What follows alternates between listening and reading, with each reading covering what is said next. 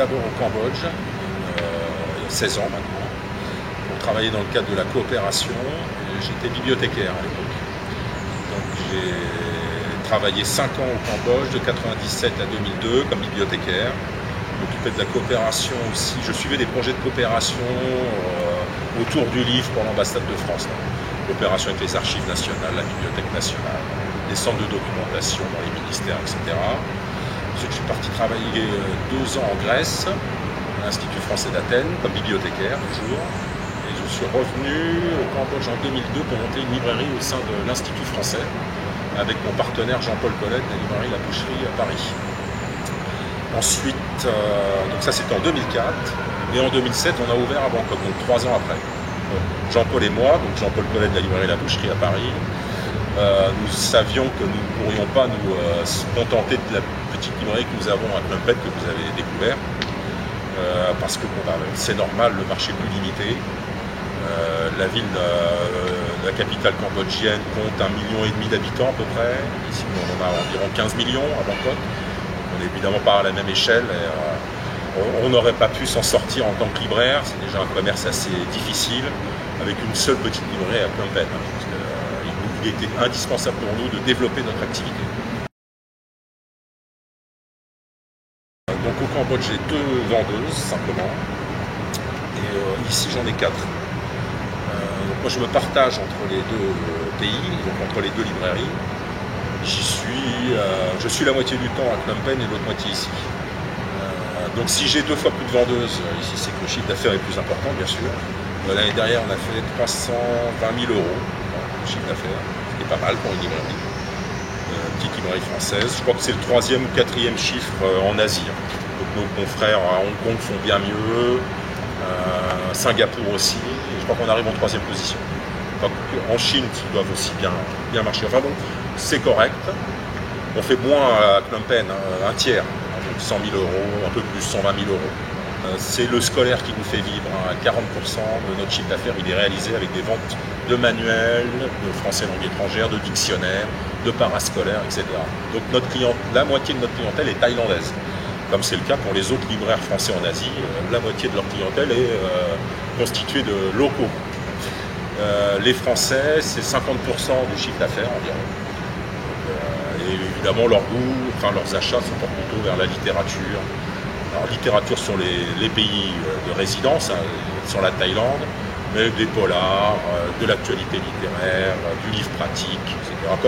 Comme dans n'importe quelle librairie française.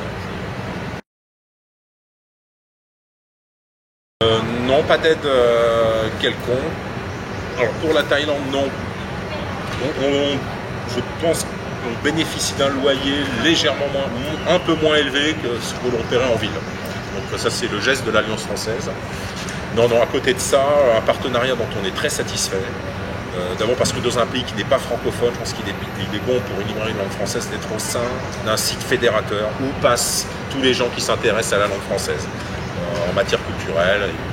Il y a un très bel auditorium avec des conférences, des séances de cinéma, une médiathèque, un café, des instituts de recherche qui sont ici. Il y a toute une dynamique et une synergie entre ces différents services. Si on était une librairie un peu perdue dans cette mégapole, là je pense que ça serait pas envisageable. On pourrait avoir peut-être une 2e petite librairie ailleurs, on y songe d'ailleurs, à Bangkok ou en Thaïlande. Mais il est bon que la librairie principale soit ici, c'est indispensable en fait, indispensable.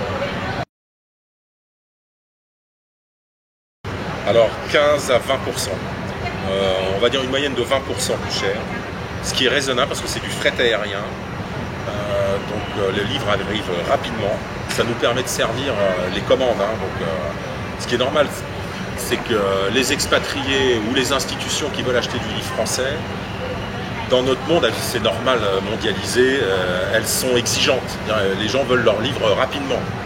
Donc, fort heureusement, la centrale de l'édition fait un très bon boulot, avec le transporteur Sagaer. Il y a un groupage qui est effectué, donc ça marche très bien. On reçoit des livres toutes les semaines, on les dédouane très facilement.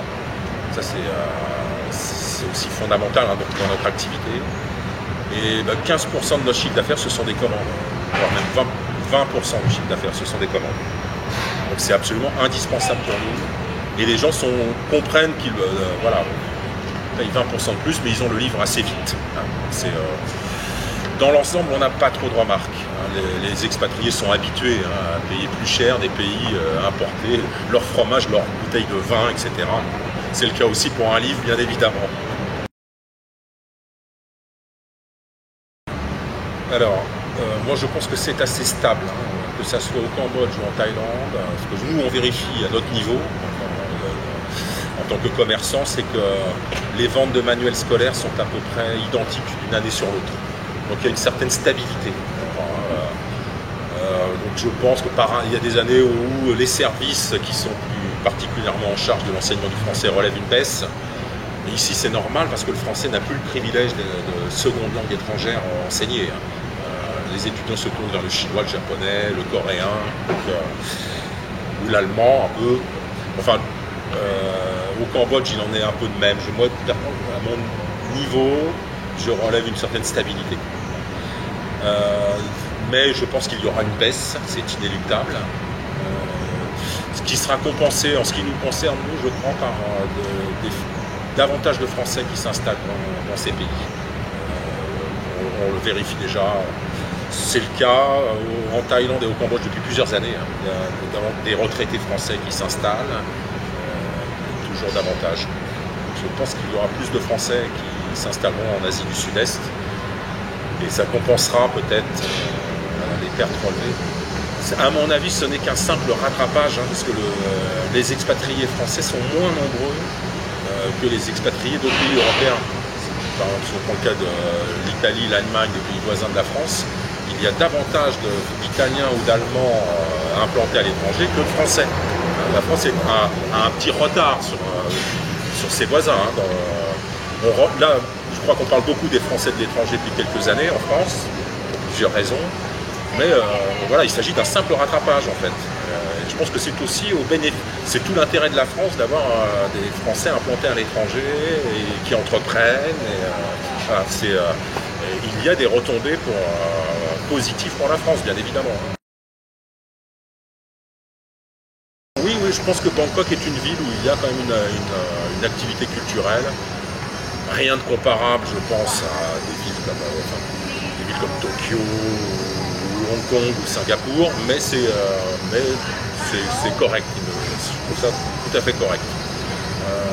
En matière de livres, alors Bangkok a été élu capitale mondiale du livre pour 2013 par l'UNESCO. Je pense que ça tient au fait qu'il y a une diffusion du livre étranger qui est assez importante quand même. Vous avez pu vérifier qu'on trouve des Asia Books un peu partout. Vous avez une des très belles librairies de langue anglaise, Kinokuniya, Asiam Paragon. Nous, notre petite librairie ici. Donc finalement, il y a une présence du livre étranger dans un pays comme la Thaïlande. Je pense que les Thaïlandais aussi lisent davantage qu'avant. Quand je suis arrivé dans cette région du monde, il y a 15 ans maintenant, on disait toujours que les Thaïs ne lisaient pas, les Cambodgiens non plus. Finalement, les Vietnamiens étaient à peu près les seuls à être portés sur la lecture du fait de leur culture un peu plus civilisée. Les Birmans aussi lisent davantage. Bon, là, on vérifie quand même que l'industrie du livre s'est beaucoup développée en Thaïlande. Beaucoup plus d'éditeurs, de publications. Et il y a un salon international du livre qui dure 10 jours quand même, fin mars à début avril, et qui est très fréquenté. Les Thaïlandais viennent, achètent beaucoup de livres. C'est peut-être une des occasions annuelles d'en acheter. Enfin quand même, l'industrie du livre s'est développée, la pratique de la lecture s'est développée en Thaïlande.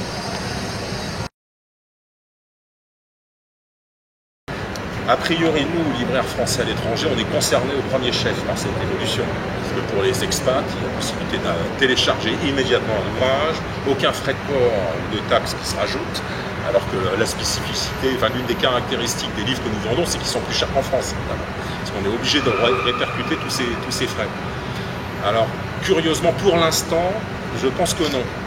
Contrairement à nos confrères en France, qui subissent de plein fouet cette évolution technologique et qui subissent la concurrence de grandes librairies en ligne comme Amazon. Il y a de plus en plus de gens maintenant qui commandent directement leurs bouquins sur Amazon.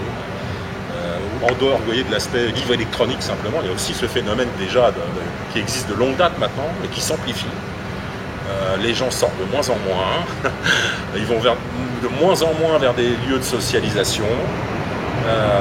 Voilà, donc ça je pense que c'est un phénomène que l'on vérifie maintenant en France. Il y a une baisse du marché du livre, des ventes de livres. Et les librairies sont obligées de développer d'autres produits, de vendre d'autres produits connexes, des produits culturels dérivés, de la papeterie, des jouets. Je pense qu'à l'avenir, il n'existera plus de librairie stricto sensu, purement livre. Alors nous, on a, je crois, à l'étranger, ce qui nous sauve pour l'instant, mais je ne sais pas pour combien de temps, c'est le fait qu'on ait encore un peu des lieux de sortie pour les Français qui résident, pour les expats.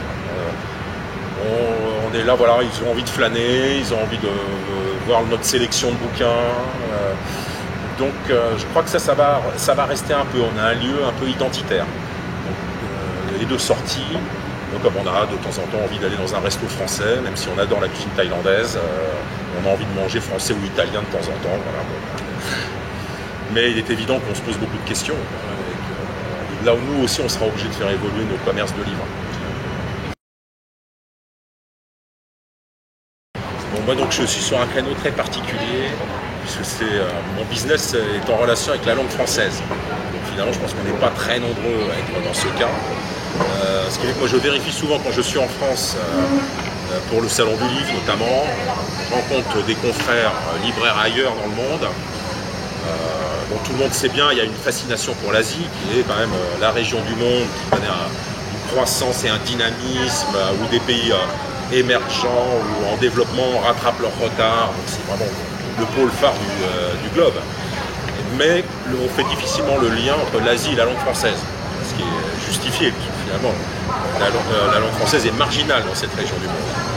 Et un pays comme la France a ouvertement, dans le domaine, porte ses efforts vers l'Afrique, vers le Moyen-Orient. C'est tout à fait normal. Mais bon, moi j'ai souvent ce sentiment lorsque je suis en France, quand je rencontre des confrères, libraires ailleurs dans le monde, en Amérique, Afrique, etc., le sentiment qu'ils ne comprennent pas ou ils ne font pas le lien entre notre activité et notre implantation asiatique. Ça leur apparaît tout à fait marginal, et donc on ne pèse pas grand-chose. Mais c'est vrai, on ne pèse pas grand-chose, bien sûr, mais il n'empêche que je pense que nous contribuons à diffuser la culture française, et voilà, je pense qu'il ne faut pas négliger cette présence de petites librairies. On n'est pas nombreux en Asie, je vous disais, 6-7, mais je pense que les services culturels et autres devraient s'appuyer peut-être davantage sur nous, à plein de niveaux. On pourrait être davantage des lieux de formation aussi. Je vois maintenant de plus en plus de demandes de stagiaires. Voilà. Je pense qu'on devrait penser davantage à nous aussi. On a aussi cette fonction sociale et de formation, etc. Et même si donc on est sur des niches, des micro-marchés, voilà, un message à faire passer. Utilisez-nous davantage, pensez davantage à nous, y compris dans cette optique.